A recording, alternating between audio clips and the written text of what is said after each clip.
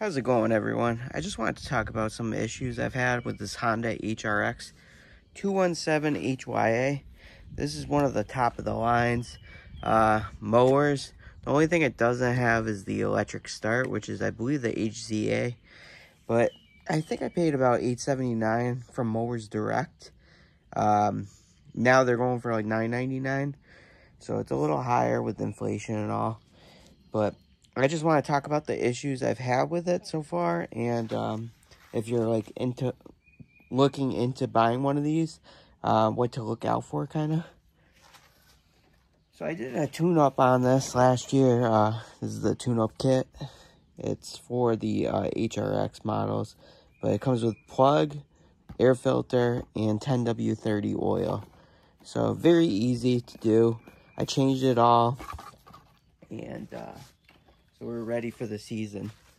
So the first issue I've had, which I already brought it to the mechanics, was the, let me bring you guys down here a little bit better. The OHV cover. This was leaking completely before. Still a little bit, you could still feel it a little bit leaking, but it's not so bad.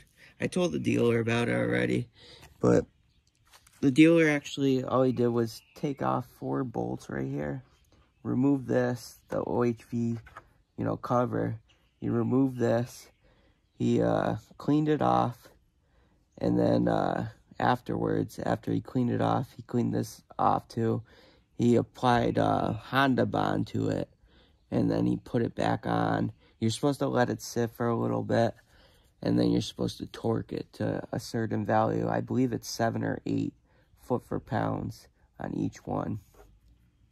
This one I noticed was loose though over here, and it was leaking before, but not so much anymore. I replaced the spark plug, like I said. Another issue I had was the thermal wax. That's another issue, which was completely in, let me see if I can get you guys back up. The thermal wax, which I gave you guys the number before, 16620Z9L003. This went bad as well. It was completely submerged in Honda Bond, and when this expands, it comes out, it pushes the auto choke, and this is a common part that fails on this. So I replaced that. I used those vampire channel locks to get it out. You can actually bite it pretty well there to get it out, to remove it. And afterwards, it cools down and it goes back. It's supposed to be like this far in. So, but these are common failures. Part was like 12 bucks, I believe, with shipping. Maybe you can get it cheaper, like boats.net or whatnot. So starting was an issue with me. Now it starts one pull. It should start. We can try it just to see. Let's see if it starts one pull.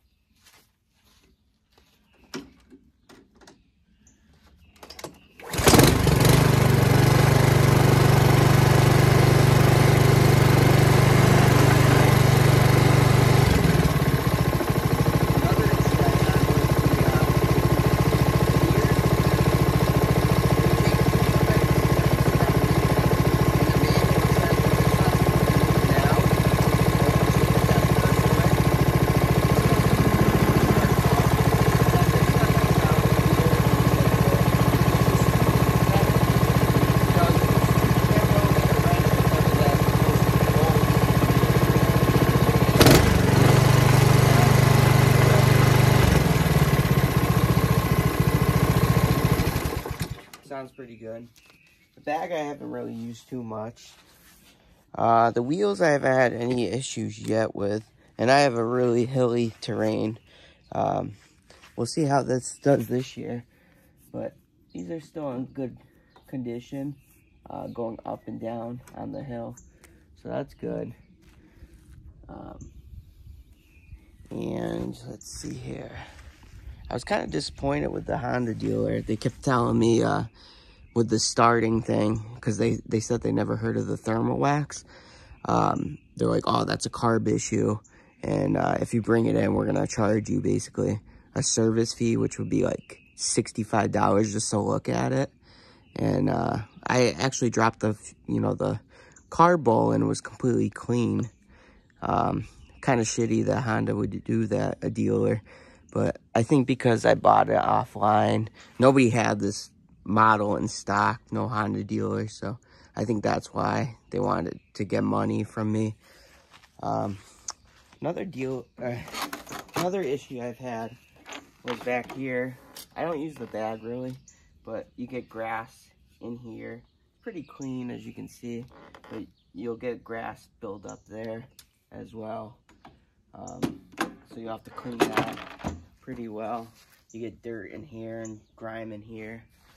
The hydrostatic, it's a nice feature. It was slow on me before, that's what I was complaining about, but now that I have it fixed, I can do like wheelies. I like how it has slow, fast, and stop. I wish I had manual choke where you could take this lever and go all the way, and then it had a choke before, but now it's auto choke. I don't really like that on Hondas. I don't like, let's see if I can get it up here. I don't like this, where you have to engage this for the blade control. It's just a pain because this is the blade control and then this is the drive. So you have to hold this the whole time. I'll probably get Velcro or something just to hold it.